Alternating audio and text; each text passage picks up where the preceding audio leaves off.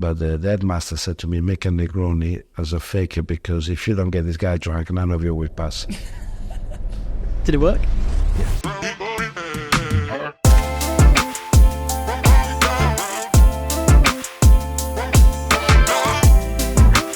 I blew up his dishwasher. Wait, so you blew up the dishwasher? Now I show off names. Boyzone and Oasis. Mm-hmm. Boom. They start jamming across the bar until 3 o'clock in the morning. At one time I said, I cannot work here. I was lost. For instance, I was sacked by the Savoy after 2 weeks I was there. Right. He's talking to Marcia. When I saw Ratatouille, the movie, I was laughing. It brought me back. Is it true at Duke's you have people in the team for 17 years? How do you manage to keep? I said, it's not rocket science. You look after your team look after you. Alessandro, how are you? Very well, thank you. How is life? Life is very good, very sunny, and I'm now work only a few days, so I always go to for that. But also today I'm very happy because nothing to do. My son is done first year university in the sports science in Newcastle, and he come to one exam failed, so you have to redo it. So today was the result, and if you didn't pass, you have to redo it. Okay. So economically, we have to pay again. And he just found the house with his friend where we just pay the first month's rent, so that all that will be perfect. So there was the economy, but mainly, like I said to you, when it was police, his mental. That's what we were worried. So it's like. Pretty all good. So there, I'll keep smiling. Good stuff. Yeah. And you've had a good summer. You've been taken over by the Swifties at Duke's Bar. Is that right? Yeah, August is. I think I was thinking to do like a group to ask Buckingham Palace to give to these guys a medal, because August is always a quiet month. Yeah, tough for you, no? Yeah, August is always a bit tough because we work with a lot of regulars, so it's quiet. And then we got people on holiday, so we think, okay, it's quiet, there's less of us. Sure. We were slaughtered. And also, again, the danger was I have a couple of young bartenders, they're single. And there's a lot of pretty American guys, so we have to hold, hey. But it's incredible because, and we were lucky, some they were staying, these are people that are used to traveling. And the funny story, it was easier to find the ticket here and cheaper. Yeah, for sure. I mean, it was a big world tour, and it feels like it's been, the Taylor Swift tour has taken over the world. But it's good for business, eh? It was good for business. They were busy. They were busy. We experienced, like I said, because a lot of my customers they are from the States, and also for the fact I do a lot of things in the East and the West Coast. So.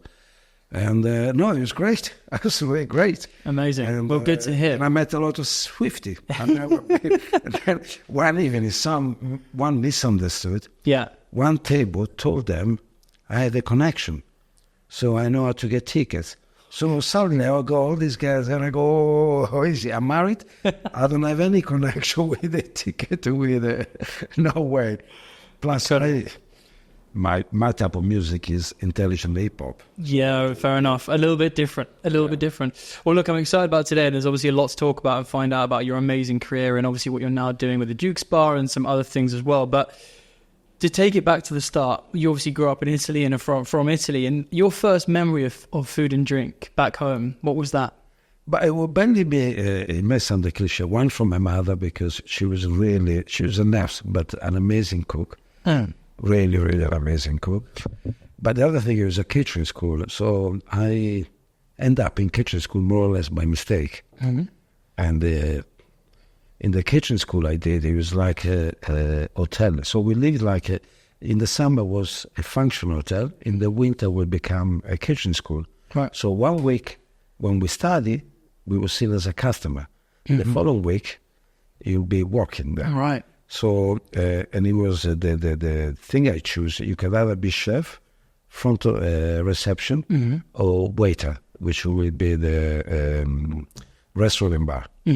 But this kitchen was mainly concentrated on restaurant more or less than in bar. And that's where you wanted to end up initially? Not really. It was thanks to my uncle. As a young kid, because I lived a little bit on the north, my mom opened a clinic with a friend. So it was a small clinic. near the Swiss border. She also, they did this adventure. She was cooking, looking after these 6. It was a kind of boutique. So in the summer, I used to go to my grandmother, who was from the Marche region, the middle on the East Coast. Yeah. And my mother was a single mother, was a bit of a troublemaker. Not crazy, but, I was a bit a tougher cookie. And it's thanks to my uncle, who obviously the brother of my mother, who was near my grandmother, so in the summer. Then I decided to stay with my grandmother because it was a bit too much for my mother also to look after me. Sure. And it was my uncle. Well, my uncle somehow used to work for the tax office. To cut the story short, he found it and he said that would be good for me. And that's how I ended up. And then obviously I was seeing things like a flambe. Yeah. One of the things, the first memory was the avocado. The avocado? The first time I tried avocado. Really? Yeah, I love it. I still love it. Actually, I bought 2 yesterday. Yeah. It was the first time I tasted something like that. I know it sounds silly. But No. Yeah. Amazing. And so you trained, your training at that point in obviously the catering was for the restaurants, but also where did the bartender piece come into that now? That's a funny story. I tried to make it short as possible. So all through, we will do 1 week in the bar. Right. And in the bar, you were doing nothing. Okay. Because the bar, the only thing they use the bar, it looked like a small bar. You just have to clean it. They will teach you more how to keep it clean. And you have to make coffee for the headmaster and his family. So the headmaster, his wife, and the 2 daughters, every time they will have a lunch. So we serve them, Right. like a VIP, and then they will have a coffee. So whoever worked in the bar, the bigger busy time when you have to make coffee for this family. Yeah.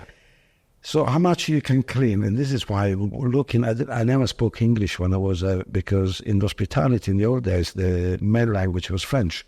Yes. And this is why still some. Yeah, of course. Some marche, blah, blah, blah, mise en place. So I would clean all these bottles like Gordon's, Bifita, and I couldn't understand the word because we were doing French. Ah. So I was always curious to know. And I've always been a book reader, not so much these days. I haven't got time, but as I grew up, I love reading books.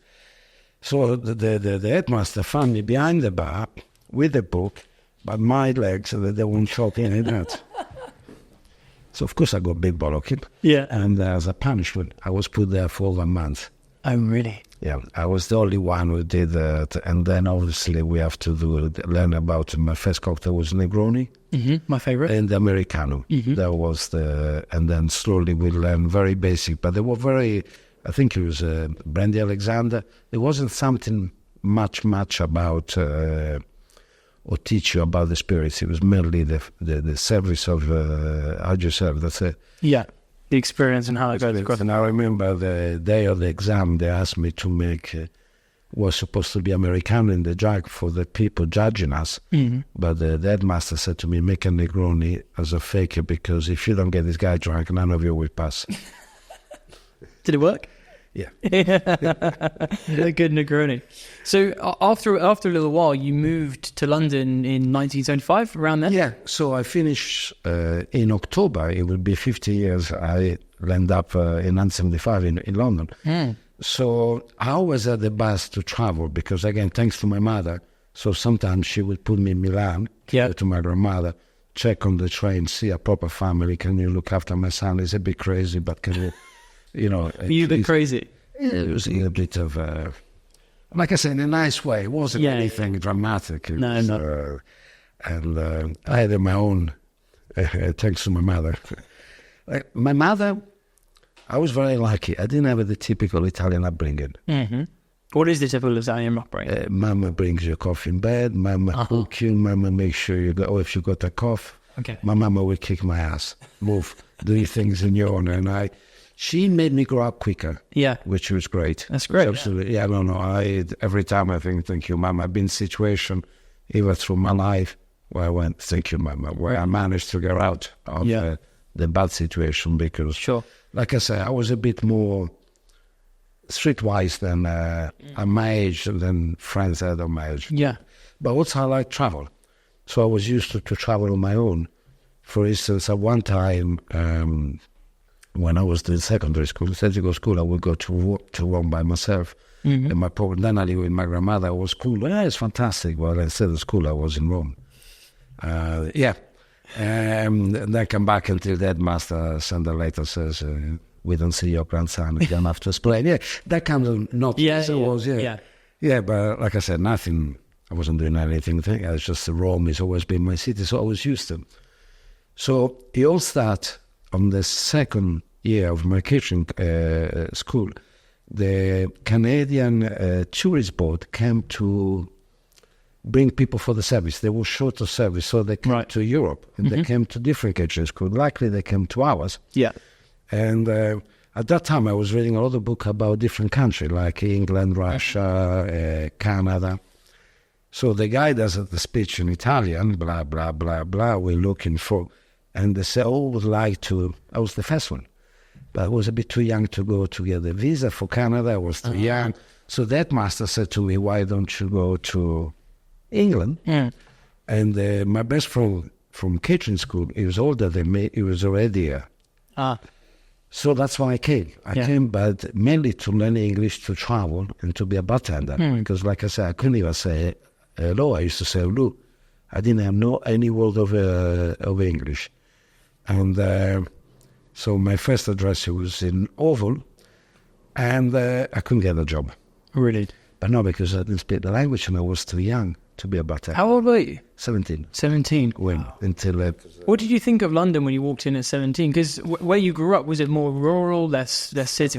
In Italy or in London? In Italy compared to London? No, in Italy it was, like I said, the village where my grandmother, it was a very small village with a narrow mind. There was a church which I never went to. People used to work and then save money. Sure. But my village, where I feel at home, Recanati in the market, beautiful village, is a very wealthy village. In fact, there's factories, famous for an opera singer called Beniamino Giglia. There's a lot of tourism. Oh, wow. It's not far away from the sea, 8 kilometers. No, it was a beautiful... I have to, maybe because I was 17, maybe because I was stupid, maybe because I never had any problem. Yeah. Looking back, it wasn't so luxury as now. Especially, my first address was Oval, and then I moved to Labrador Grove. Yeah. And can you imagine, people used to say to me, Labrador Grove is dangerous. It's far away. That was my first encounter with Jamaica culture. Mm-hmm.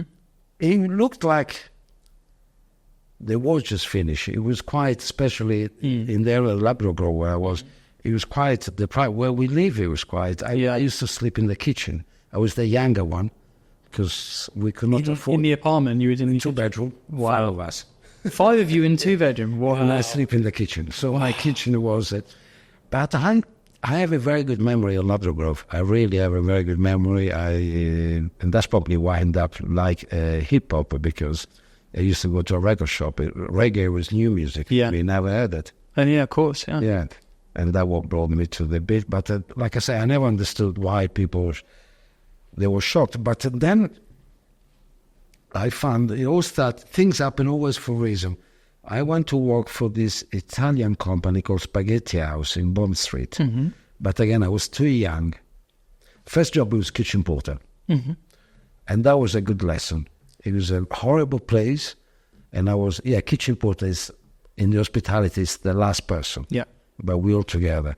When I was at kitchen school, I was one of those little twat, arrogant. They used to treat the washing up like through the plate. Oh, really?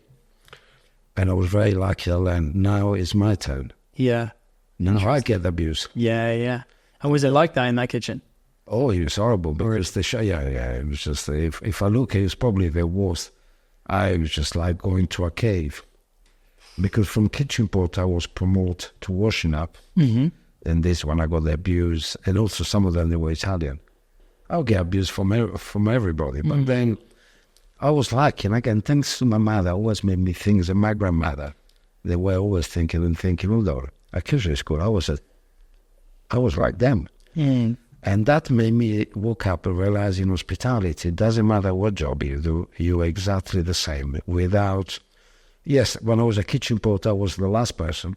But if nobody cleaned the pots and everything, how are you going to cook? Didn't go back around to France. That's it. And I realized everybody is important, which was, like I said, I was very lucky to get this lesson at a young age. Then I left there. I blew up his dishwasher. Wait, so you blew up the dishwasher? Yeah, because he used to rip me off with the money. Oh, really? Yeah, supposed to pay me £39. It would only pay me 17 and the cash. But I was too young to. For me, you gave me £1, £10. It's money, everything. Yeah. Yeah, so my friend told me how to make it, because then you have to pay for it. And I left. It's a good way. That was karma. Not only I never had so many spots in my life, lunch was always bacon and sausage. Oh, really? For you I'm sure you must have ate different. Food has never been coffee. Like I said, thanks to my mother. Even my mother was a great chef. Food, that's another thing. Italian, I never understand when they come and they start crying about the pasta and I like my pasta al dente, don't get me wrong. I like that. But if you go to a different country, I like to eat that. Yeah. You're going to be shocked. I love English food. Do you? Yes. So what did you think about English food when you first came? No, my first experience, it was a Sunday lunch. Good experience? Yeah, it was a good experience. It was my first girlfriend in English. And I never see so many vegetables and very small amount of meat. And I'm thinking, what is this? And also, roast beef in Italy was different, so I was a bit confused. But never fell in love with vegetables. I'm not vegetarian. I'm not, nothing wrong. No. I love vegetables. Really? I eat all the kind, especially asparagus and artichokes are my favorite. I love, I become, obviously, the English food is not the variation of Italy. People say you're crazy. But I love, for instance, wash lamb. I love pies. I love Sunday lunch. I love all this. In England, you eat all the blinking vegetables you can ever find. I just love them. And Irish stew, even if it's it's not what you call it, vast as in Italy. Fish and chips done properly. I discovered in Somerset. Food has never been my. The first time, when I moved with my friend, the first thing they say, I'm sorry, but we have the only coffee we have in over Nescafe.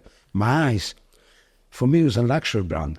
Really? Yeah. Really? So, and they somehow nicked from spaghetti, because they also used to work spaghetti house, one of these big catering Nescafe. Yeah. For me, it was like, wow. Yeah, I made it. Yeah, so no food, it was never. Because I grew up in the north with frog. Yeah. And it was funny, sometimes people used to say to me, why you moved to England? For food and the weather. You're taking the mickey. Yeah. No, I like I said, I felt at home. Yeah. It's very strange. In different countries, London, maybe my young age, is the only country where I felt comfortable. Really? Yeah. Interesting. Very interesting. So after you blew up the dishwasher, where did you... Spaghetti. Yeah. I was making coffee. Is that what you went after? No, that was where you were. Yeah. So before the Spaghetti House, obviously, it was called the Vecchia Milano. I remember very well. There was a big bar in the middle where he was in charge of the making drinks, which I wasn't allowed. I was allowed to make coffee, and then there was the salad in the middle. It was very busy at lunchtime, very quiet in the evening. And I will make probably about 200 cappuccino. And it's first time I've seen the English drinking cappuccino after lunch. Again, I never saw what's the problem. Because I like cappuccino. I cannot drink milk now. I'm intolerant to that. But I've never seen anything wrong about the cappuccino. I still people, and sometimes I laugh, you cannot drink cappuccino after lunch. But for me, you can drink whatever you like. So I found out the quickest way. So this is when the catering school, because it doesn't really teach you much, but to kind of accommodate. So you will give a guy 20 cappuccino. Come on, hurry up in the language. You bam, bam, bam. So I used to prepare coffee before, pull the cups, down. So one of them waiters says, you study for this business? Yes. What are you doing here? Why are you working here? And I said, come for. And he goes, there's a beautiful restaurant in Cobham where I do sometimes extra. And I can see you working there. Why don't you go for an interview? So he organized. Oh, wow. And he was actually a very stately home, belonged to Trusthouse Forte. Trusthouse Forte was a big company, now Roccoforte. But the father, I didn't have a clue. Yeah. So I went there as a commie. Commie for, most of the people know what a commie is. At the beginning, they couldn't put me again in the bar. I was too young. And this is when I met Lord Forte, because the general manager of this place, it was called the Fairmile in Cobham. It's now, I believe, a pub. It's not. And this place was beautiful because you arrive a big drive and there was a yellow carriage, which was the symbol. Is it on the high street? As you go to Portsmouth Road. Yeah, Portsmouth Road. Before you reach Cobham, if you come from Isha, it's on your right. I think I know where it is. Yeah, there's a yellow. Apparently, it's a cheesy pub, but at that time, it was a very stately, and it was a lot of. My first star I saw there was George Best, without even knowing it was George. Who was George Best? Yeah, it's the first time I saw it. There was a lot of wow, and people said to me, because I never followed football when I was a kid. Anyway, so that was my first really, and obviously I want to be in the bar. And then I met Lord Forte, because the GM, as I was taught, he was his close friend. Whenever Lord Forte, because he lived not far away, Ripley, he was in the country, would come for lunch. Nice.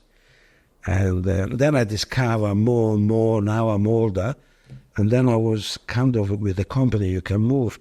I went to Heathrow. They used to own an hotel. They were the only 5-star called Excelsior, where now I start as a bartender, and then I become supervisor, and then I think it was a bit. So did you always want to try and get behind the bar again? Yeah, that was always always been the goal. Yeah, the goal.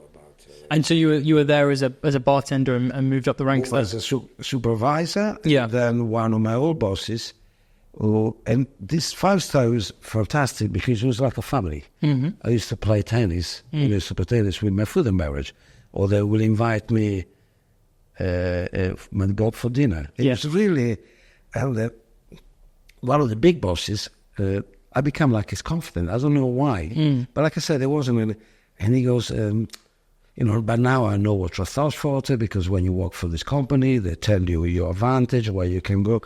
He goes, they offer me to become a general manager for go somewhere, Manchester or Glasgow, whatever, or to go as assistant at the Georgia Sink. What would you suggest me? And I go, Georgia Sink, because by now I know Georgia Sink is he goes, okay, if I get the job, I want you there. And that's how I ended up. So after a few years, in the 80s, I went to Paris to work in the Georgia Senko originally for a short time.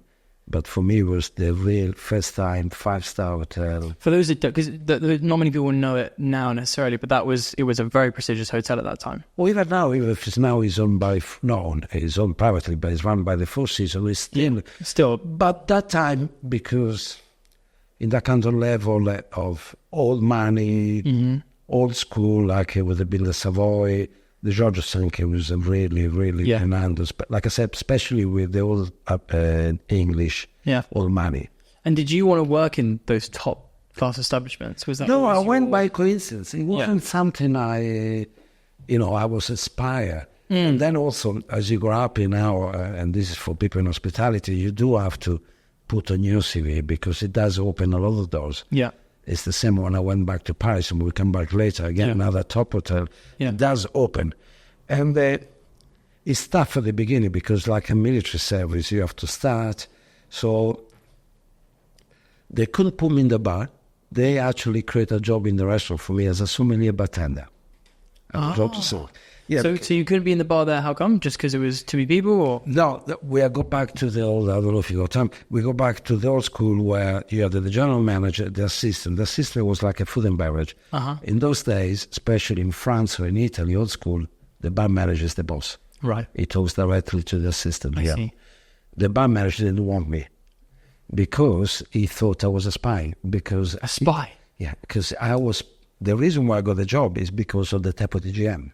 Oh, I see. He sponsored me. He's the one. Otherwise, it was very difficult to get. If it wasn't for at that time, when then he became the GM, I would never get the job. Wow. Yeah. So they made a role for you in that, is that? They made a role because that time my English was much better. Oh. I was more knowledgeable in classic cocktail. You go back again in France, the old school, the sommelier only knew about the wine. So Right. here comes the America, the George V, now the George V. So if they ask for the Manhattan, they didn't know. So they create me a trolley at the back, and I would make a certain cocktail there. Some other cocktail I have to go to the bar, which I always, the bar is the old school bar. It's the kind of vibe I didn't like it. Right. The bar manager was a crook. That's why he didn't want me there. Right.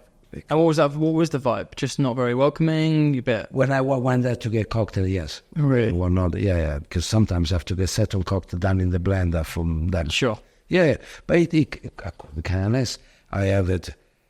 Again, I was there at the right time. The restaurant manager, Monsieur Frison, which unfortunately is not with us anymore, great. He was, I learned what I learned in those schools. He's the boss, the head waiters, and my sommelier boss, we click. Right. Because he'd been an English company, he's supposed to speak English. He didn't. I supposed to know about the wine. I didn't know any clue because I said to him. You say at this point, your wine knowledge was Zero. low. Really? Yeah, especially in UK, the wine, it wasn't like that. You know, there was only a few wine and they weren't wine, you have to be honest. So and in the bar in those days, you did not sell wine, you sell champagne. Yeah. Now these days, we have to have wine. People come for the wine. So no, thanks to my top sommelier who kind of teach me on the ground, he used to send, you still learn, because in our job, you learn every day. I'm not saying I learned some part of the aspect which then it was useful now. And I'm glad I did. But also, it was a different era because there wasn't bling-bling. So people, when they came, and at the beginning, at the George V, we had the old French money. Right. And if people ordered a bottle of, I don't know, Krug or Crystal or Haut Brion or whatever, this wine, which is now, they were expensive compared, but they were not the crazy price. Now, if people didn't drink to show off, there wasn't the bling-bling. It was drink to enjoy. It was drink what you like. It was Because they used, this is Mali where, they came from rich background. That's why I drank. And there wasn't any showing off. And it was very good because at that time I didn't really drink. And it was very traditional. You leave to the sommelier, the bottle, whatever it was, that much wine. Oh, really? Or champagne. Yeah. So my best body was in the kitchen because I used to give it to the kitchen. I was, and then of course you get. Is that often the way those places work? It's about, having little independent relationships with people in the kitchen, bars. Not today's. In the old days, yes. No, with health and safety. If you give alcohol to someone in the kitchen and they get drunk, you get sacked. But back in the better days, it was more about relations. Because it was common sense. Yeah. Of course, they're drunk in the kitchen. I mean, if you go to the kitchen in the Georges, when I saw Ratatouille, the movie, I was laughing. It brought me back. But my luck is I had a very good relation with this lunatic. They were mad. They were totally mad.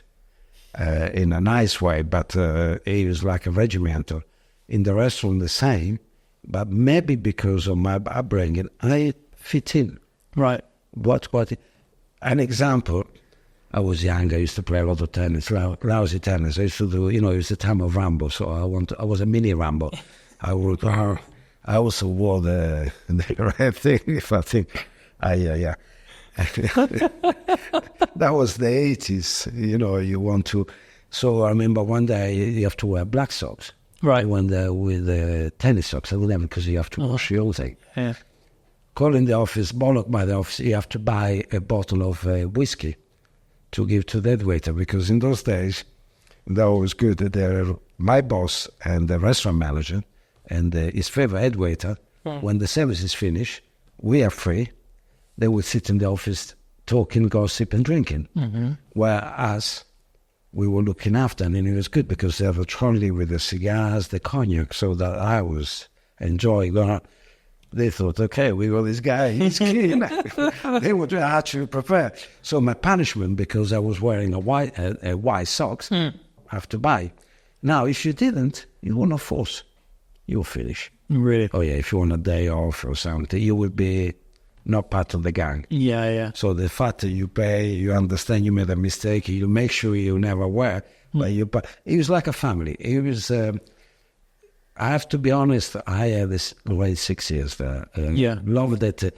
The ending was a bit different because here comes the Middle East, the Right. Discover Paris comes there, and then I used to smack me. This is, if I tell people what I see, they don't believe. Yeah. They will come, they'll take 3 or 4 floors.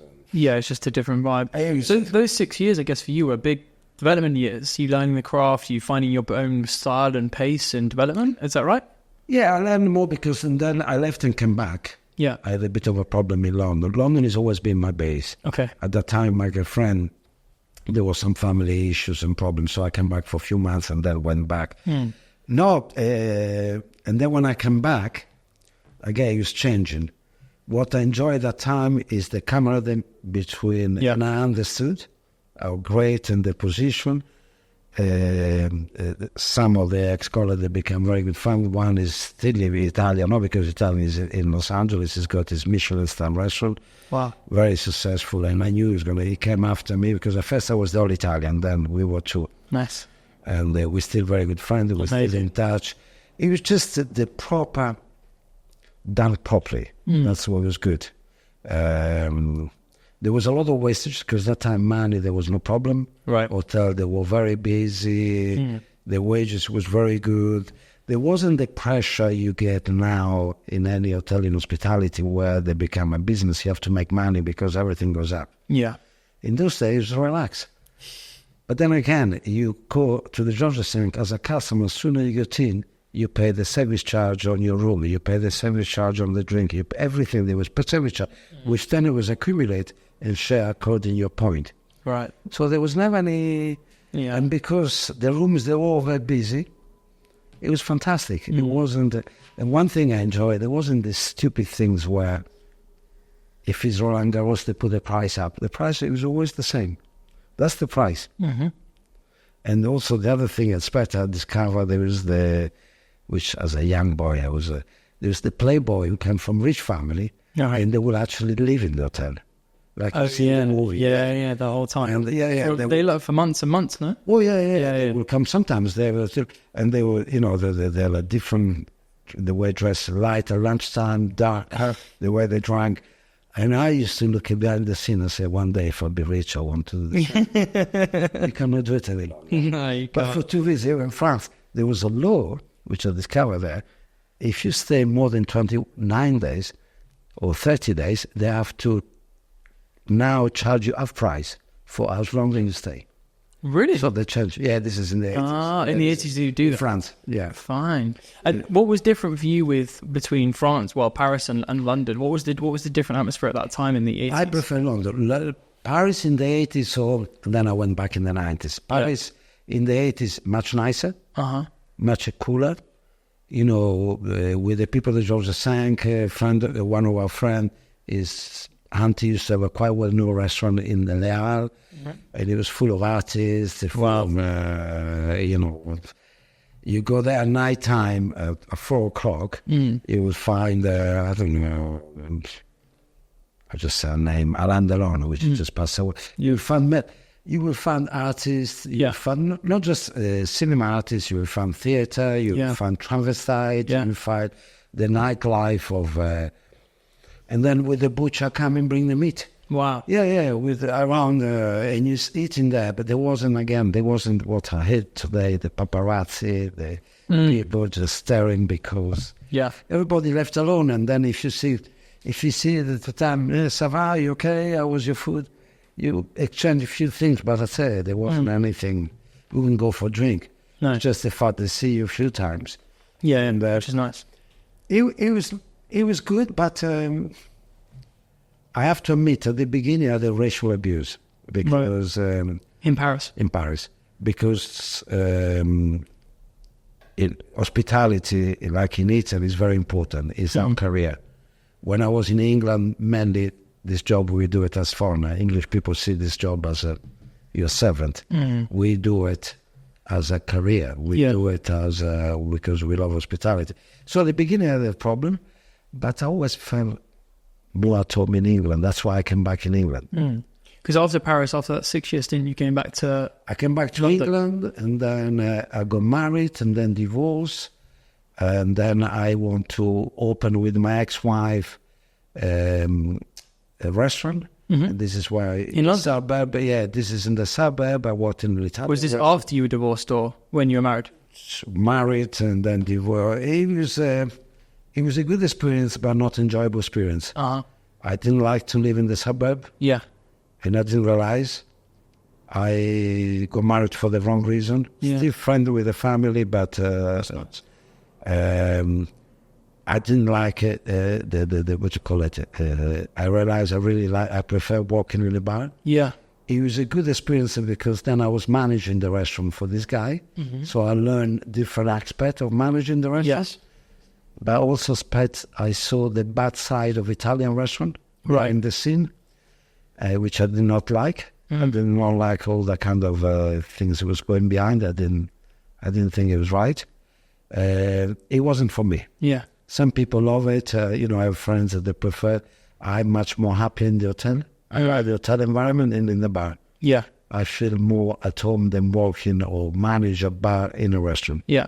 I don't. No, I get it. I understand. So then I had a chance to go to Italy to open with this friend. It was actually a wine bar, cocktail bar, and tiny bit of restaurant. I last 3 months. Oh, really? Yeah. Whereabouts in Italy was it? In Perugia. Right, okay. No, wrong people. Again, thanks to my mother, I always learning. You take the negative, you bring to the positive. There's no point to cry. It was a bad experience, but it was a good experience. The mistake I made is to go there without doing any. Nobody knew I was. I'm not from that. In Italy, it doesn't work that way. Right. In terms of you didn't have a reputation or a... Nobody knew it. If I, like some friends of mine, when they went back, they went to work to settle good place, good reputation, open their own place. I arrived, I love Perugia. Nobody knew I was. We were quite popular straight away, and that's it. This is why we got closing down. Then I thought, okay, I'll try. I went back in my region as a consultant in this beautiful restaurant in the countryside. Well, funny enough, when I was kitchen school, I did a training there. Oh, really? But it wasn't the same restaurant. And fantastic team. Wrong, and also they want to be there. And this is when, at one time, I said, I cannot work here. I was lost. I'm now single. I rent my flat out in London. Yeah. I didn't have anything. And I had some friend in Paris, so I was in touch. I received a telephone call through another friend. We worked in London. We're still very much in touch. He lives in France. Blah, blah, blah. From at the time, the GM of the Ritz. They need some bartender there, the problem. My anecdote, he didn't even finish the conversation. I was there. Really? So and then I was employed at the Ritz as a first bartender. So back in Paris, Ritz, beautiful.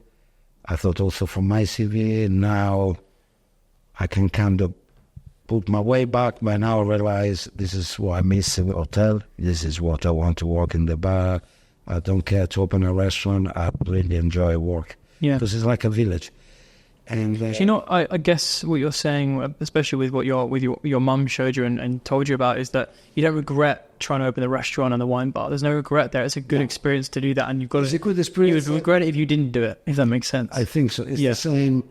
People say, why didn't you? I realize I'm good behind, not so much. I'm good to receiving. I love working in the bar. I can never become a GM. I can never become a food and beverage because I cannot sit down for a long time. You have to be among people. Yeah. But the Ritz, it was a different experience. It was good for my CV. Is this the late in the 90s almost? 90s, yeah. 90 to 96. Yeah. It was good, but it was tough because, again, there I had a lot of racial abuse from the old staff they were leaving. Damn. Yeah. No, but I was used to by now. It was my second spell. I could care less. But it wasn't the same. The difference with the Ritz, now at the Georges V, I met real people. I met, all money, but people knew how to behave. People knew how to talk to the staff. Yes. People knew it, and they were interested in what you were doing. There was not an interest because you're going to give a table. Yeah. They were genuine. I had some very important people there, and I was just only the assistant sommelier. but you become part of his family. Yeah. Respect and Respect.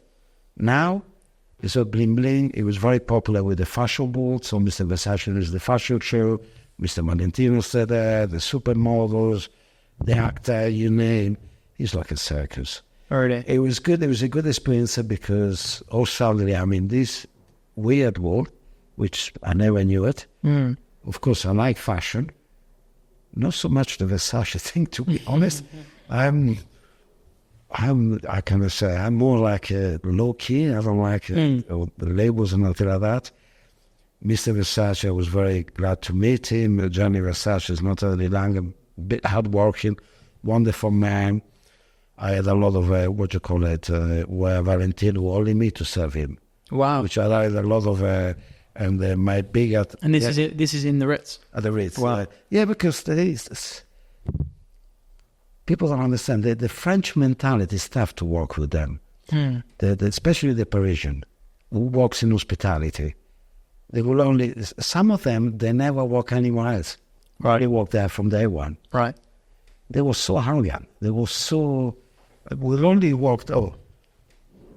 If Johnny Depp came, which he used to come, great man in jeans, because it's Johnny Depp, they recognize the shot.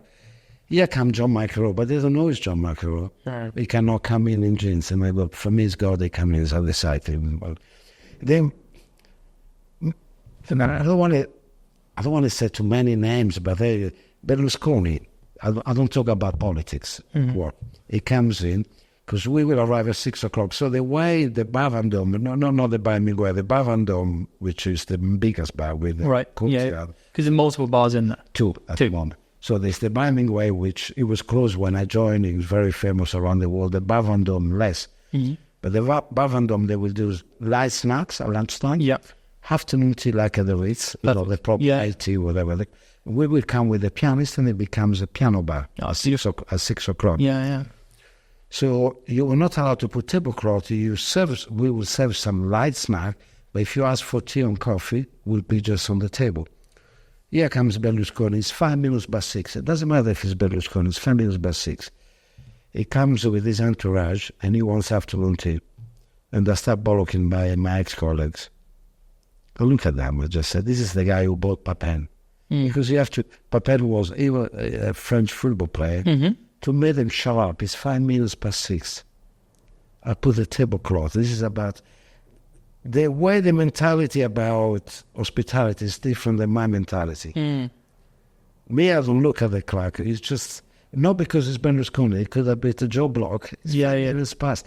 He came with the idea about this famous cake they serve at the Ritz. Why not? Anyway, so there were great years at the fact I met some amazing people. I am a great souvenir talking to Markovic without knowing who was. I met her because I'm not very good. Recognize, I don't care. And I have so many anecdotes of what I did with her. So there's in Washington. I didn't recognize this in Washington. If you got time, I can tell you the anecdote, which is very interesting for hospitality, because I always say you never know who's in front of you. The problem is that they are the Ritz. They would only care about of a celebrity. And I was saying, the celebrity don't pay. Kate Moss, she comes to do, she doesn't pay. It's the agencies pay. That's why she's happy. They don't. Now, Joe Block, who comes to celebrate the anniversary, these are for me the people I like to look after, because you can see special. And that's the problem either with them. They could not see that. They could not see from me, even today. It's very important. You're like an MC. You never know. It could be celebration. It could be... you go this famous coming because it was the fashion show. We'll give it to us. You had all this Michael Jackson, Madonna. But the entourage. And then you have the entourage, which are the pain in the neck. One day, because you don't see really. I never saw Michael Jackson. I hear the screaming when he left it. About the entourage. My God. No, they were just pain and arrogant and all kind of stuff. So it was a good experience to deal. And in my career, I worked in different type of places. It's nice to work in a 5-star. But like what I learned from the Georgia Sink, I learned people with class, people knowing what they drink, knowing and that they know how to respect it. And then at the Ritz, I learned celebrity is everybody's on top of the celebrity. They want the best table. So here comes Lagerfield because his head office just Rook and Brown there. He's just screaming at me because he's passed away in case he gets, scary the way he's dressed. I have to get a table. There was no... So it happened once I have to say to a regular customer, we'll take care for the bill, please leave the table. Oh, yeah, there was... You could not... And my only person, it was Tarlington, Chris Tarlington, which used to be another class English supermarket. She's the only one recognized. One day, short man, they said, thank you, since you arrived here, you make our life very easier. Already. That was the difference. Yeah, because... Man, it's hospitality, you understand, and then they move. They live in a crazy world. They live in a fake world. Yeah. But then I can always become accommodator. They will drive me completely berserk. But then, the boyfriend comes and the other comes. And then the other thing I always teach, always look after these people, the entourage, if they're nice. Because if you look after the entourage, they will talk to the boss, and the boss will make your life easier because their assistant... Like Alessandro, so she's not going to be, or he's not going to be pretentious. No. Because that's it. That's one of the, always when I do seminars, I tell to these people who walks in this prestigious place, look after the entourage. And that's the secret. So after that time in Paris, you came back to London to the Connaught or no? Oh, no. The Connaught I worked in between when I was in the States. I worked a little bit again in the restaurant. When I come back from the Georgia Sink, I worked at the Barclay as a waiter to learn a little bit more because sommelier was my first time really working in the restaurant. And I want to kind of learn a little bit more about for my own how to run a room. That's what you learn, Right. How to run where you have a full room, how to do it. That was very, very important. No, when I came back, I took over the Mandarin Oriental, they bought High Park, who, funny enough, used to be Trusthouse Forte. Really? Yeah. It used to belong to them. And again, I worked there for about 18 months. And was that as head barman? Head barman. Yeah. Bar manager. Yeah. Nonsense. Now there's other title. It's just, I couldn't buy myself the bartender. Again, good experience. It was nice. I had a great team. It was the old the Mandarin, they just opened. It's different than now. Still a little bit classic. But then I was very lucky because they were doing things which I didn't agree, so I have to leave. That was my choice. I have to leave. Yeah, I decided to leave. They were things that were not right. My boss, the food and beverage, was a psychopath. They realized much later. But anyway, like I said, everything happened for a reason. You learn from the negative to the positive. But in there, you said you had a good team in some of the team. I had a good team. What makes a good team for you? But good team is people we speak the same language. Good people, they understand in hospitality. So if I'm the bar manager, I'm not good. I'm exactly the same. But I have a profile you have to respect. So from the bar back, if you work together as a team, respect as a team, and follow what we all took together, that's what makes a good team. It's very important. Like I say, I learned when I was a kitchen porter. I learned, hold on a second, without the kitchen porter, the chef couldn't be able to use the pan. So the kitchen porter is porter, they're washing it, and then etc. A good team is when you work together. And for instance, like when I worked at the Georgia Sink in the restaurant, it was a good team. When I worked at the Ritz, in the evening we had a good team. In the morning, it wasn't a very good team. You could tell the difference in that. Oh, yeah. You could say they will work. They won't work. When you're a good team, you work for your team. If one is a bit sick, you take over. If one drop, you make it. You help each other. That's what is a good team. I had a very good team. I mean, if I told the guys to jump from the fifth window, because I came from the Ritz, and this is why the Ritz opened a lot of doors. The guys coming from the Ritz. Oh, really? So the eyes, first they were like this. Palazzi, no, this is not what. And no, they were very good. But you decided to leave there and go somewhere else. I decided because the problem, again, sometimes when you have a bad manager, which was the food and beverage, he was a racist, psychopath. The story is too long to explain, and until one night I said, I can't carry on working with these guys. Really? It would make every obstacle, any ideas, he would not listen. He had an idea, he couldn't care less. He couldn't care less if you work 20 hours without food. He couldn't care less. Because for you, I mean, it sounds like, unfortunately, you've had some negative experiences in different places. But have you ever had a moment where it's really put you thought, is the industry all like this? Do you ever have that moment where, you know, you've had these bad experiences with managers or whatever it is, whatever's happening? In those early years, did it ever put you off? Did you ever think, this is too... Because you're working crazy hard, right? You're in hospitality, it's long hours, it's stressful, it's high pressure, it's high standards. You obviously got a deep passion for it, but was there ever those moments where you're like, you know, maybe this isn't right for me, if that makes sense? No, because I always, what made me learn, I don't want to be like that. This is what, because also after the military service, so through my life, I have to go back to Italy to do military service to go to the export. Yeah. No, not any longer, but my time, when I was 19, you have to do it. Oh, wow. Unfortunately, they found out I have to do it. So, and what is that military service? Is that just the training and... you're supposed to become a soldier. Yeah. My captain, so he was in charge of the officer, so I was a bartender, put me in the mess.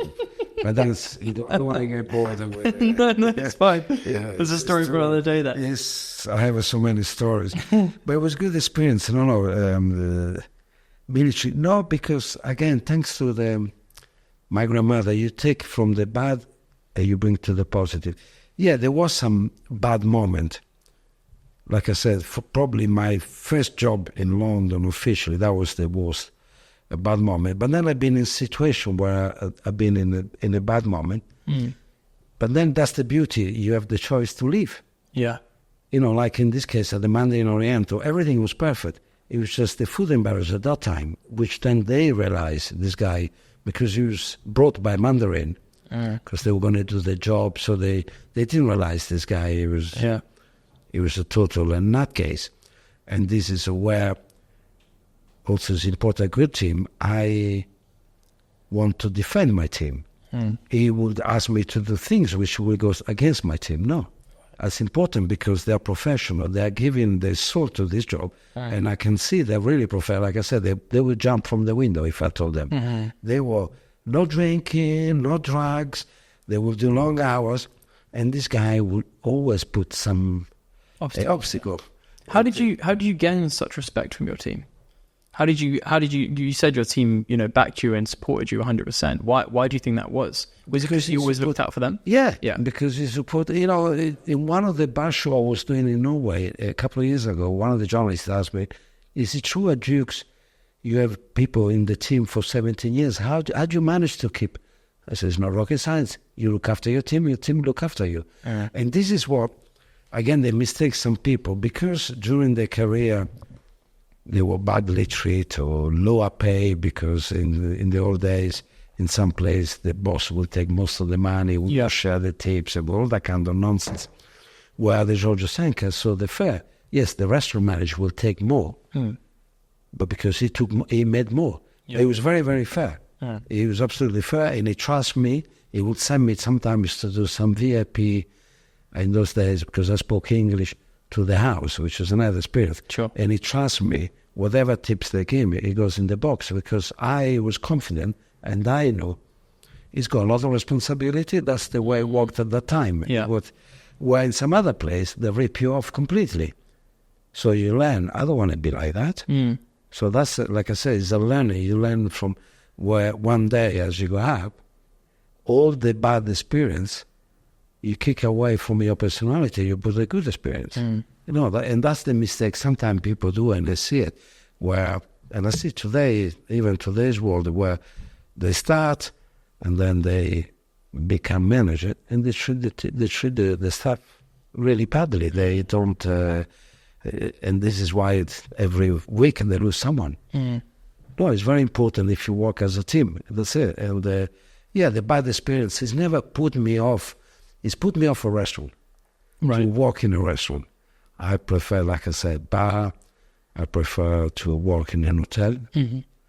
And when I come back, and again, the experience is different. I went to work completely different. So from, again, 5-star, I'm going to a boutique hotel. It doesn't exist anymore in Notting Hill Gate called the Alcian, where we look after the music people. Now it's completely different. Now I can walk with put my like that. People come at the bar, and it was the first boutique hotel where the musician, also because there's a lot of record, so they will record. The musicians, they will not come there to, nobody knew they were there. It was secret. No, not many secret. The concierge, there was nobody we called the place to say, oh. Yeah.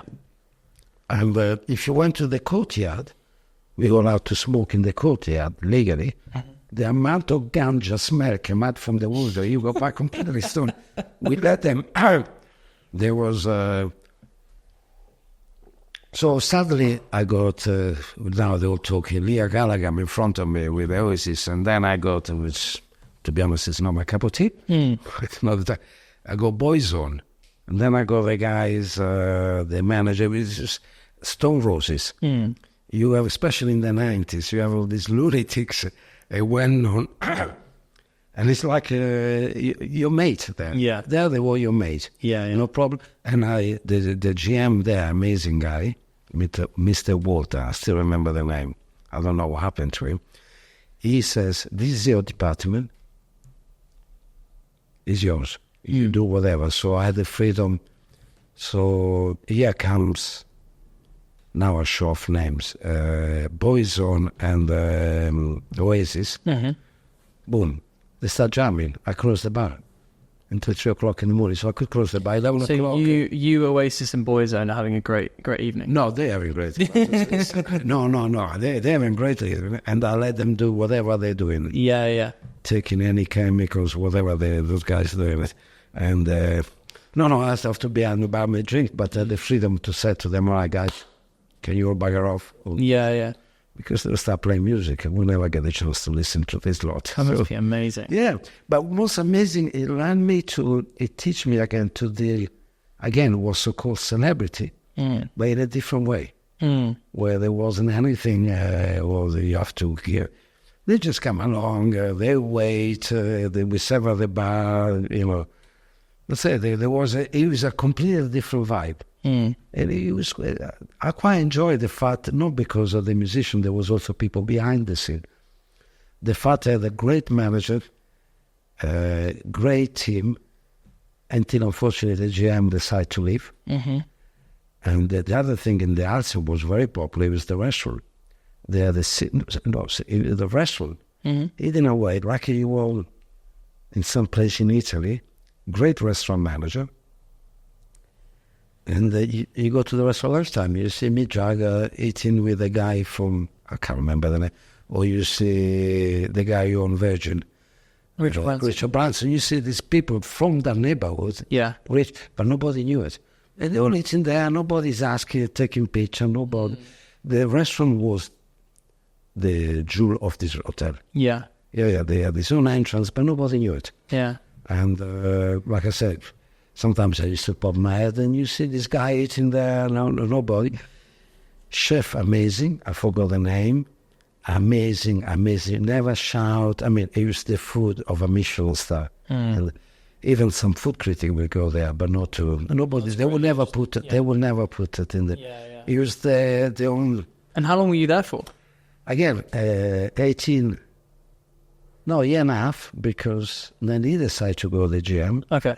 They put a new GM, who the first mistake allowed the chef to leave. Because she was, not because she was a woman, she came from a business hotel. Now she's dealing a boutique hotel with dealing with music people. She wants me to put classic music. I had at that time CD, in case someone, I don't know if they know what CD is, because also next to us attached was the V2, which is actually the record company of Richard Branson. Oh, right, yeah. Virgin is sold it, but V2 is. So they used to come to us, they used to come with artists. So I had a pile of CD. She wants me to put classic music. Ma'am, I can't put classic music. And the first bollocking I had from Leah Callaghan, Liam Gallagher. Yeah, because he came in. Well, the only thing I that well, I was this one, the shit music. I knew me the singing. Beautiful. And then he told me he was going to be the next. So he's put he had the glasses, sunglasses. And then he goes to me, hey, do you like from the words, from the conversation, it was only on Sunday, it was him and his ex-girlfriend, do you like Frank Sinatra? And the way he asked me, I said, I better say yes, I better don't talk about hip-hop. I took off his glasses. I'm going to be the next Frank Sinatra. You should see his eyes. It's amazing. It's such a shame you left. I guess you felt you had to leave because of all those changes. Is that well, the changes, the GM, so everybody started leaving. Everybody. So she employed a new chef. No, we start losing the... No, luckily I left it because, in the owner... I cannot reveal, but the owner decided, okay, I'm wasting money. It's now apartment. He said, I make more money with apartment because this woman, and this is what, when you are not in the business, you don't understand the business, don't get involved. The mistake they made to employ this GM, which would be perfect in a business 300 rooms business hotel, not with the musician, not what we were doing, and not the freedom we had it, where she's... she will come down for the restaurant. There was in hotels, all the leaves come. Now, busy bar, forget all the air in front of you. She starts screaming. She wants me to clear the leaves. And this guy is, who is this big? What she's on about? Yeah. So, again, experience. I left and then I went to work.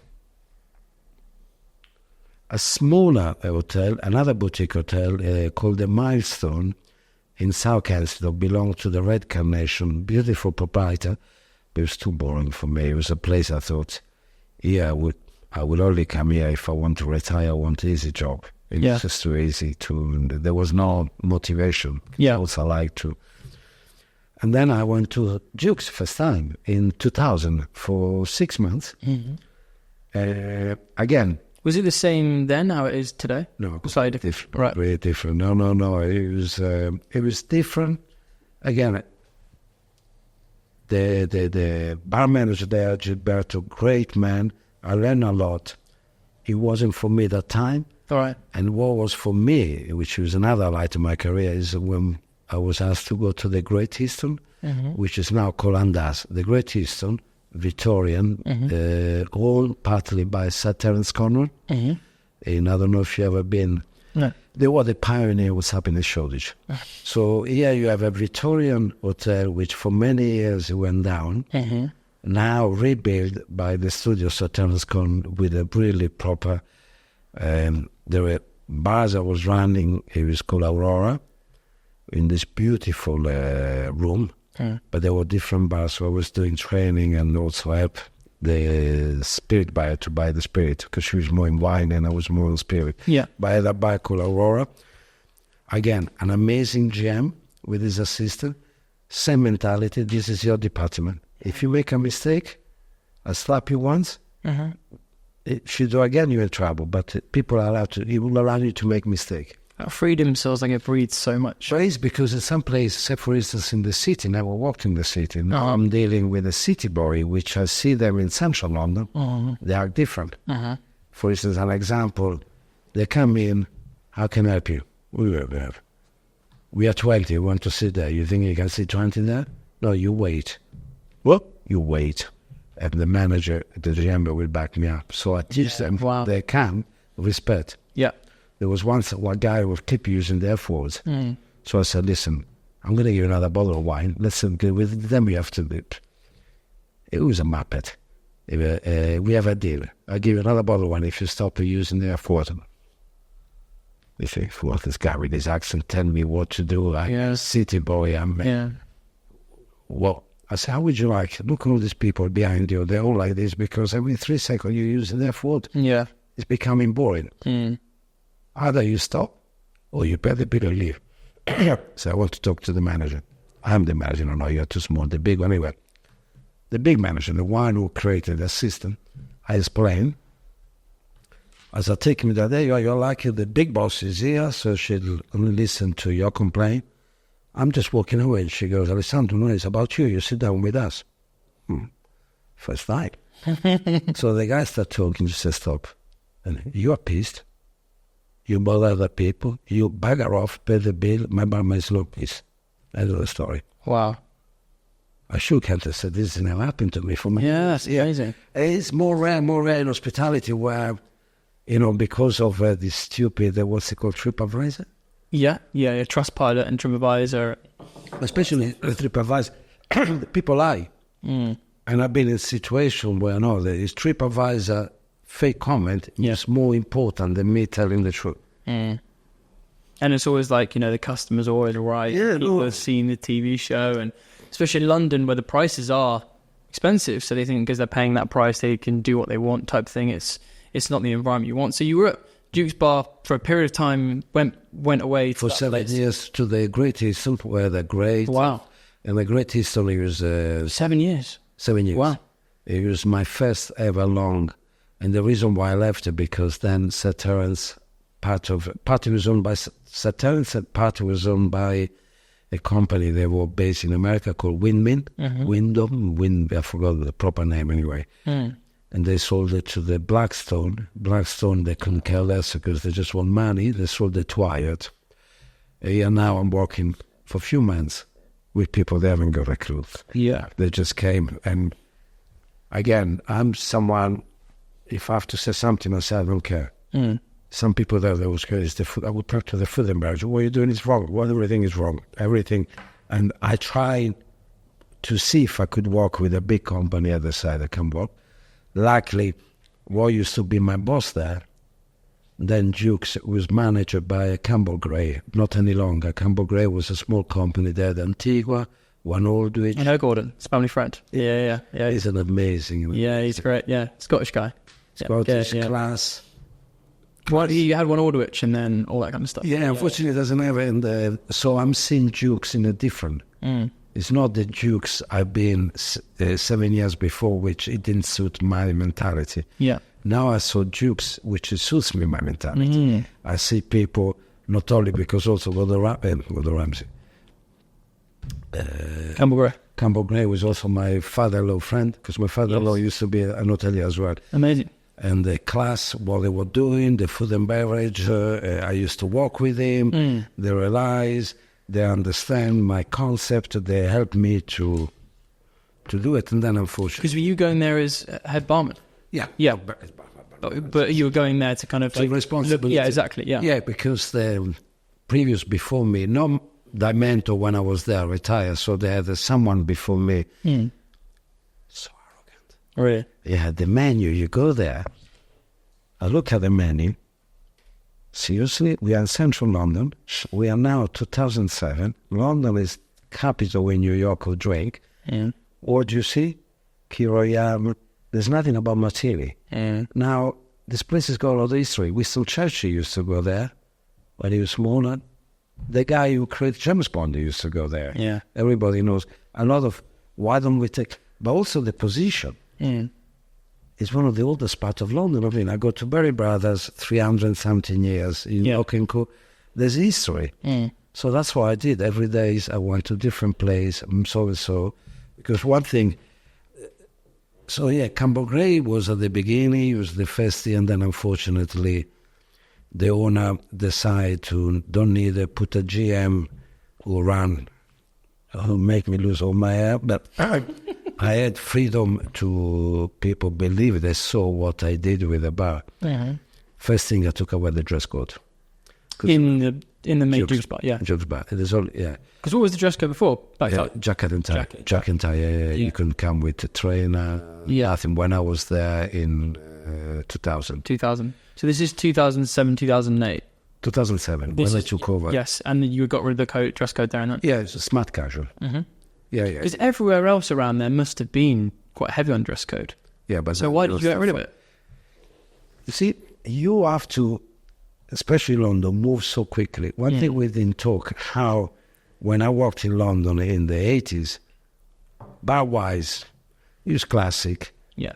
If you want a good drink, you have to go to the Savoy, to the Connaught. There wasn't what you call it, Swift. There wasn't Bartending. There wasn't.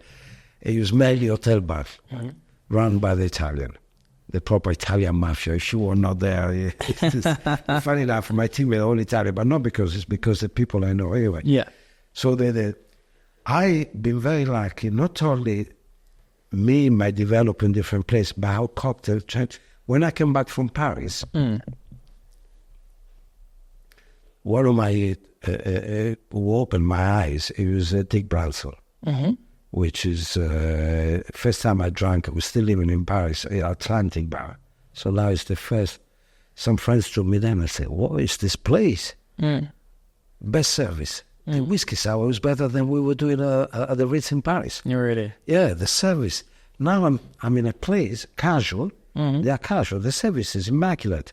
They don't know we are in the same business. They don't know who I am. I'm treating like I like to treat people. Yeah. Guest. Yeah. Yeah. So I said to him, well, there is this. And then introduced me Dick Branson. Because also, there's an interesting anecdote. So when I was at the Ritz, I often talk about this, and a lot of people like it, because we were very classic. One day, I supposed to go to Bar Hemingway, but then the big boss decided not, and also because I want to go back to London. So here comes Madonna is in the hotel, fantastic. I never bought any record, I never been fan of the singer. Anyway, so here she comes, and we're only allowed to do classic cocktail. She's sitting there with that time boyfriend, the entourage coming, she says, hey, can I have a Cosmopolitan? The only thing of the entourage who had the connection was the bodyguard. Big guy. His muscles coming out of his suit, but really nice guy. Wow. And he was always mourning about our security. They always want to be in the picture. I say, yes, that's the little bag of all, but I want to be in the picture. So she's kind of touching her boyfriend, and she's like, hey, can I have a Cosmopolitan? Maybe in England, I go to the concierge and ask for the magazine. So I go to the magazine, the concierge says, well, been Parisian and then been French. And you go to the news agents, why are you asking us? So the bodyguard saw me a bit distressed, because I want to please Madonna. It's the first time I know this famous mega star. Yeah. And so he said, what's the problem? I said, this mapper don't want to give me the magazine. Madonna asked me for Cosmopolitan. And he goes, there is a magazine, but there's a cocktail. Is it? Yeah, she drink off the New York. So I went back and said, I'm sorry, I don't know what this Cosmopolitan cocktail. He said, hey, you must be stupid. Can I have a Key Royale? So my touch of fame is with it was brilliant. That is amazing. That was really another one of the anecdotes I can say. And just show you how. Yeah. And I didn't know. I didn't know the Cosmopolitan. So that brought me. And then, like I says, the other thing is that the Great Eastern had I was the bar manager by this great young boy, I forgot, he's now moving in Switzerland, who also knew Dick Bransell and followed. So suddenly I go away from the classic, thinking I found Manotri, because when I was at catering school, I used to argue with Negroni is supposed to drink before lunch or before dinner. Martini cocktail is supposed to drink before lunch. And I remember once arguing, I said, who am I to tell people what to drink? I says, I quite like Negroni when I go to a club. At that time I was, was a young boy. Yeah. I like Negroni. It's midnight, it's 1 o'clock. No, Negroni. Well, why? Because you open your stomach. But I say, Prof, my stomach is always open. Always I want to eat something. Yeah, there was this, now, wow, now you have a freedom to create. Because I lived also at catering school, you have to learn 50 cocktails. In those days, you could not change all the cocktail. One example, like... You can alter it, you can do it your way or anything like that. Yeah, no. Yeah. Martini will be gin, stir, no shaken. People, they get confused with Bond because it's... no, there were rules. So you only shake a martini if it's got juice or cream. You stir if it's only alcohol. You build like if you have tomato. So there were rules you have to respect. So I grew up for many years, follow those rules. Yeah. So when I come back from Paris... I was still quite classic because the bar vendôme, we have to be classic. And then when they employ for the Bar Hemingway Colin, who is a friend, who I kind of mentor him about politics of the Ritz. You know, the cocktail is crazy. You think it's more Italian because it's English calling. He retired, the bastard. I'm still working. I hate him. I kind of told him the politics, and he had a different way of doing cocktail. Now, I'm learning all things. I can actually, for instance, Manhattan, you have to use Canadian Club. It tastes like water. I like bourbon. I like the richness of the water. And I can put a little bit of the syrup. Now I can do my own. Do your own thing. And was that your mentality then with getting rid of that dress code? Yeah, but Straight away, it's just to have a different... You have to understand. Now, in the old days, and I'm lucky to know son James also, where I had friends working at the Jukes before I started working at Jukes. Yeah. It was very manly, it was very old. But then things change. You always have to, don't look at the back, look at the future, how it is. And I realize now, Jukes Bar with a martini is much more well known. This is why with the team we create all different martini, which you experience. Yes. We create a lot of things. When I took over, Olly, the manager, makes martini. Why? They're all professional, make martini. Oh, really? Oh, yeah. At my time, when I was there in 2000, unless he wasn't there, and the assistant wasn't there, I was allowed to make martini if I was alone. But otherwise, no. Wow. No. They had a different jacket and tie. Like I said to one customer, he was complaining because this beautiful couple, he had a double breast with jeans. This is at the beginning. Alessandro, you let jeans in at Jukes? It's just, I couldn't. I just said, yeah, these days a pair of jeans can cost more than a suit you're wearing. Because you can buy a second hand at the charity shop. You can buy a three-piece suit. Yeah. I will never come back. And I'm thinking, I wish I could have that problem in my life. Yeah. She's a problem. And I felt like you're jealous because you by yourself and he's with his beautiful couple. Yeah. Yeah. Really, what's your problem? Well, for me, what's interesting is the behavior. Obviously, we don't allow short and T-shirt. So if you come like this with a T-shirt, you have to have a collar. Yeah. Just to follow the old tradition, which for me doesn't make any sense. What's the difference between the collar? Yeah. But just to keep the happy, and also the menu, to change the menu, and also to give the choice. One thing at Jukes, we don't sign contract. Don't sign contracts? No. Right. So if you come with a new bottle of gin, right, we like it, the package, the six of us, we taste all together. It's not just me. Really? Oh, yeah. We taste all together. If the majority like, we have a regular customer. They've been coming before our time, and they only drink a specific brand. So now we have a friendship with a certain customer.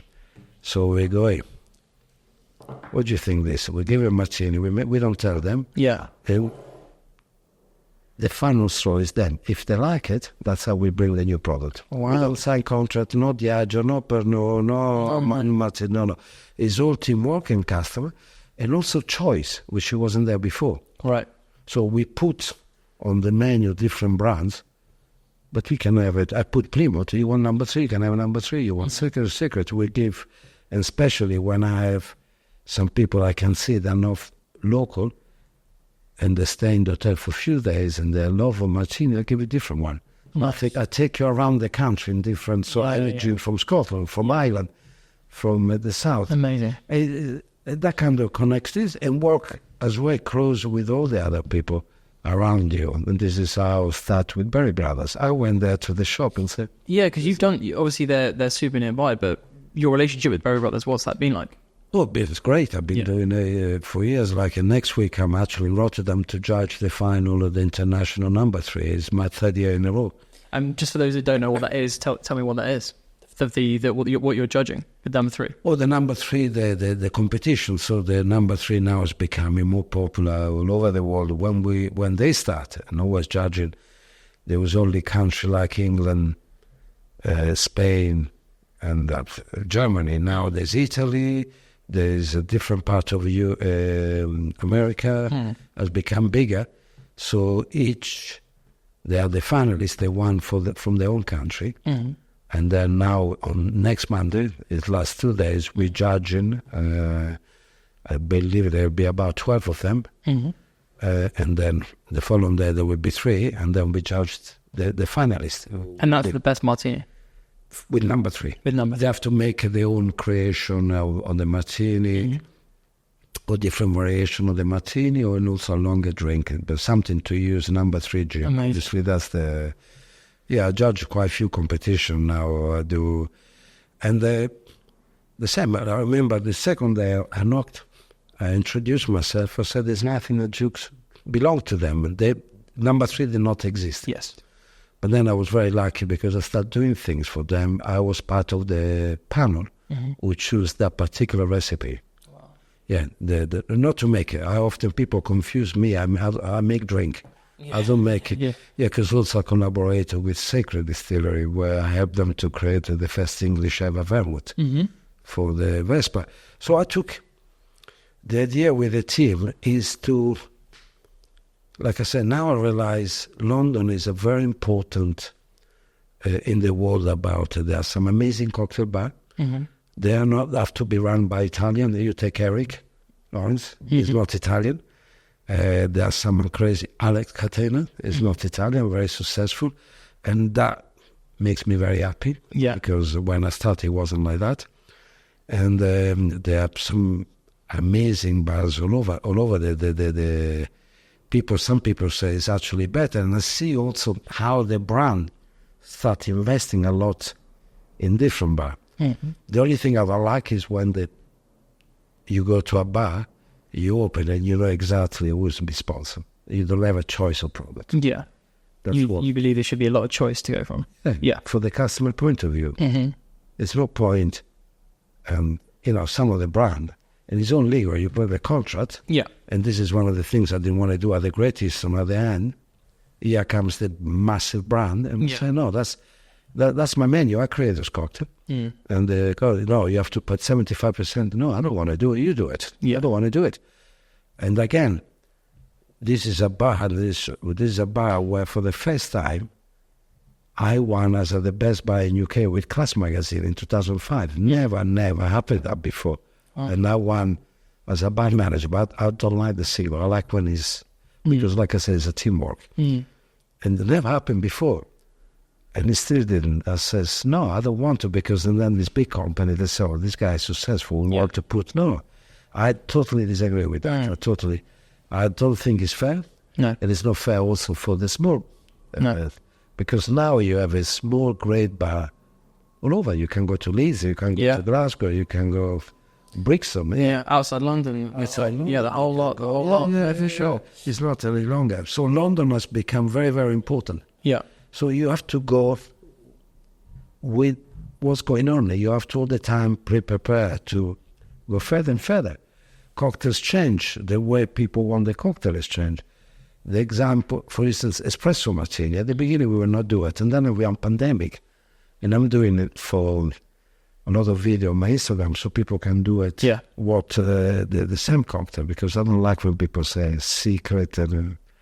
we'll copy each other. We'll respond. I hate that. Espresso martini. For me, it's martini. Vodka for me is martini. I always believe on that. This is why I love and I enjoy in the last 20 years my career more than ever. Because we can for me, martini is a cocktail whose the spirit is the main and stronger. So I thought, why we keep saying no to the customers? So the first thing we did when we come back, we open, I said, guys, from now on we do espresso martini. You don't want to put on the menu? Okay, you're the bosses. Yeah. Because they do. But people ask, we do it. We don't say no. Because for me, it's martini. And also, I do a truffle martini during the season. Truffle? Yeah. Oh, wow. I started when I was at the Great Eastern by, let's say, mistake, but I do the chef buy the truffle from Alba when it's all in season. I only use truffle from Alba because the big aroma. So many people want to copy, you cannot do it. So many people I've read, and I didn't vet. I did it by mistake the first time. I didn't vet. It's a martini. I just do an infusion with white truffle and something else. And with the vodka, it's become in the winter one of my most popular martini. And I said, well, my chocolate. Another time I did a martini with botaga. I don't know if you know botaga from the raw fish. No. Botaga is typical from Sardinia. Right. And it's a kind of thing, it's raw. Yeah. Like a tuna, different, like really, really raw. And then you grate it like it's parmesan. Oh, wow. Very simple. So you can make pasta with this very fishy taste. Yeah. So with the Scottish gin, I thought, okay, this gin is by the sea. Tak. Some other people say I'm crazy, but it's got a nice taste. No exaggeration. Where I see sometimes in social media, espresso martini with parmesan.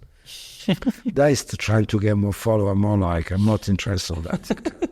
There's a limit. Yeah, fair enough. What you've been at Duke's Bar for 17 years? Yes. What has kept you there for 17 years? Because you've done so, as we've just spoken about, you've done so many things, and I imagine loads of opportunities have come around and different things to look at. But what has really kept you there? What kept me there, the team. And like I said, two other teams that have been 17 years with me, 7 years. Wow. It's the fact we create something together. Yeah. You know, like the fun things. I threw the vermouth in the carpet because I pretend, joke around. Is when you come at Duke's, this club is a club without being a club. Mm-hmm. I have the things, there's no music, there's no club service, there's no espresso. It's a proper American bar. Yeah. And I don't think there's any bar in London like us. I don't think there is either. I don't think so. Well, the freedom we have. In other bars, like if I did the psychopath of food and beverage when I was at the Manning, I've already been sacked after 2 days, where they have all the support, I will the support. I run the place like if it's mine. Is mine one way, is ours. The team is ours. And we have a lot of freedom to understand the customer. Well, I'm allowed to come out with a different cocktail. And the fact as well, I'm allowed, so-and-so wants to come, he's a famous actor. Pick you like the other, who cares? And you treat everyone the same, right? It's whether it's, I know Hugh Jackman and Ryan Reynolds are in, you know some of those guys, but they're like another customer. The only difference with those guys, I make sure, because I despise when people ask photograph, and I said to people, whatever, if he's a tennis player, if he's a singer, if he's an actor, when they have to sell the things, that's when you take the picture, you do the selfie, you ask photograph. When they go out with the family and friends. Why are you going to bother? Yeah. Is it the same in a small mentality? I often, when we go out with my family and our daughter and son, I like to go people where they don't know me, because otherwise it's becoming, Mr. Palazzi, come. Mr. Palazzi, leave me alone. I'm just with my... I treat the same. Doesn't make any difference. They treat me the same. Yeah, no, completely. And for you, I guess, you are definitely a legend of the space. I know. No, I'm the older. I knew you were going to say that. I knew you were going to say that. The older geezer. You're fat, still doing it. But are you? I mean, you must be so proud and happy with the career you've had over the last sort of 50 years. It must have been, we started speaking an hour and a half ago about starting off in Italy and washing the dishes, etc. But where you've got to now, what has it taken for you to get there? Is it determination, consistency, being a great person? What is it that's really, you think, allowed you to have the career you have? But believe in the job I'm doing. That's the job. Yeah. Believe all the diversity, all the experience, all the people I met, all the different type of people, all the souvenir I have, all the experience, bad and good, because the majority they're all good experience. Yeah, there are always some bad experience, but the bad experience teach you either not to make the same mistake or teach you whenever you're not going to treat people like you don't want to be treated. And it's just the love of people. One thing I forgot to tell you, before I went to catering school, originally I wanted to be a journalist. Journalist? Yeah, I love to watch people. As you can hear, I can talk for hours, unless you stop me. Another thing I used to do when I was younger, traveling, I would go to the airport a few hours before and sit down and make my own thing. I love watching people. Even today, I love being and serving people. And sometimes people, I do event where the plane has been delayed. Literally, I arrived 2 or 3 hours before when I have to serve 300 people. That's how to do it. I absorb for people. I'm like a vampire. Yeah. I love it. Like I said, that's why I know I cannot be a general manager of a hotel, because I don't want to sit it. I want, so in my case, with my assistant Maurizio, he does all the paperwork. While he's in the computer, I'm on the floor. That's why I know it. If it was vice versa, I go to sleep. Just, like I said, regret, I don't have any regret. I've been very lucky. Like I said, okay, I've been in some situation which it wasn't as supposed to be, but he helped me to go further. Yeah. And what it takes determination, it takes believing, it takes love your job. Love your job, because I always say every job is difficult. It's more difficult if you don't like it, but if you like your job, okay, there's always difficulty. I've been, plus, again, I understood hospitality. I understood the mistake I made. So this is when I do seminars. They're like my children. I'm trying to tell them some mistake you will make, but some mistake don't make it. Yeah. The way I do it. For instance, I was sacked by the Savoy after 2 weeks I was there. Right. He's talking too much. You're talking too much. Talking too much. And I didn't do any research. Because I come from the Georgia Sanka, where it's like a family. It's a different vibe at the Savoy. You have to, I remember the first thing you have to learn how, just in case the prince comes or the king comes. I don't know how to pronounce these things. And and the bigger mistake, I never done any research. I went in, I had an opportunity to go to the American bar, and it was, I was wrong. I was talking too much. I didn't realize every place is different. Yes, because I come from the Georgia Sank, a little bit arrogant. That's the other thing I learned. But, me, Georgia Sank, I'm very big. I go to the Savoy, they couldn't care less about the Georgia Sank. They couldn't care less. And I remember some of my friends that was on about, say, why don't you go back to the bloody Georgia Sank? You're fed up to listen to you about. That's another lesson I learned. But the most one is I learn, doesn't matter wherever you go, whether it's the Savoy or it's the Pizza Express, do the research, see if it's okay for you.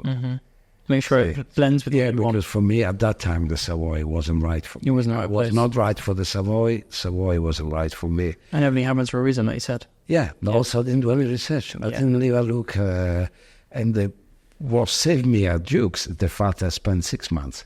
Yeah, So I saw what was wrong, but I didn't have any voice to say. Yeah, okay. And now I've seen it. But like I say, hospitality is tough. We are working in the kitchen. That's tough. Yeah. Yeah, that's tough. For us, it's making drink. It's easy. We can ice. If I'm the kitchen is I don't know how to do it. Yeah. I often ask how the hell do it. No, it's just enjoy and go further. Don't go. I saw people fed up customer. Yes, customer. And even the customers change. We don't have any more the good customer like in the old days. I'm not talking about tips. I'm talking the manner. In the old days, you work in a place like Duke's, you would never have any problem. Yeah. The 6 months I've been there, you never saw respect. Yeah. Now, we sometimes goes, you see, at table 3, the customer is really nice. We are surprised the customer is there. There's more abuse, and how often I get abused today. But it's part of my job. It doesn't affect me. But the clientele has changed because of social media, so people know. People want to tell like I was saying with the Swiftie. A lot of the Swifties, I say, how did you? Oh no, I saw you on so and so. I saw the bike so and so. I have to tick the box. There you go. Yeah, so you have to relate with that. You have to go and like I say, I often get customer. You don't even they provide for me. I only stop them if they start taking pictures of other people, and then I get mad. It's like the guy coming with a camera and said, what are you doing? Yeah, this is the place where James Bond. I literally have to insult the guy. I said, are you stupid? I put my hand, there are people here. You can't bloody. He came like one of these camera from, it looked like from ITV or something. Hey, you man? Yeah. And for us it's also very important. But again, that's what it takes. It takes to, in hospitality, for me, it's the best job. You meet a lot of people, you can travel the world, you travel without traveling, because especially when you work in places where I'm lucky to work, you meet from all over the world. And you talk so and so, that's it. Yeah.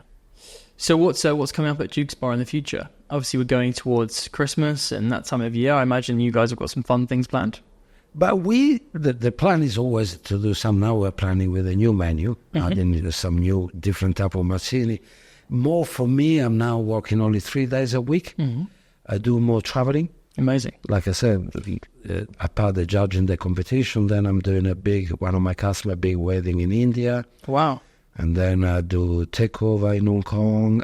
But I enjoy the seminar. So I'm doing more. Sometimes it's pato with jukes. Yeah. Sometimes it's just Alessandro Palazzi. Yeah. Depend of the. So no sign of slowing down. Why would I? No, plus I'm busy with I'm only doing this damn Instagram. Sometimes I wish I never did. I never did. It takes a lot of time, but it brought me a lot of satisfaction also for the team. It's enjoyable and it's creative. Yeah, no, more than enjoyable. Creative is during the lockdown. That gave a visual to people what we do at Duke's. Yeah. They come in, and that for me is when they say to me, "Oh, I saw you, thank you during the lockdown with your crazy video," because they were very simple, nothing fancy. And now we can, that for me is job done. That was the purpose. Yeah. So I don't make any money with this thing. Of course. But it does take a lot of time and planning. So sometimes I do at Duke's the video. If I come out with a new where we can do, sometimes I do from home. But it's just to carry on. It's the busy now. It would be end of September until about the 20th of Christmas. Wow. It's busy. Yeah. Queue. We try and determine the biggest problem we have is the queue. We have a queue. It comes as how we can manage this damn queue. But some people are prepared. I mean, when we came down and we saw it, the queue goes from one person to 10, 15 people in about 2 minutes. It's crazy. It's crazy. It's great. And there's a reason why there's a queue.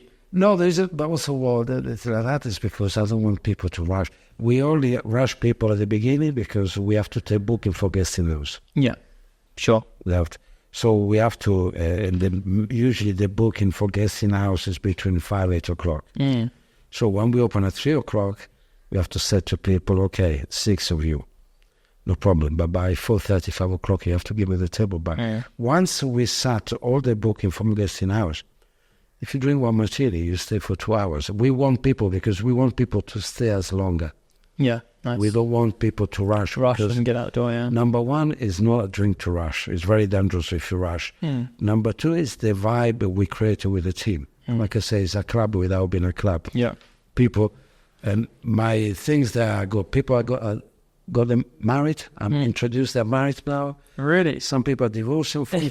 Some people, they do business together. Some people, they meet. Yeah. Which was nice. One of the nicest things. The team organized one of my birthdays. I don't like to celebrate my birthday. I go to work. Every day is my birthday. So and they organized with different customers. They follow me on Instagram. Yeah.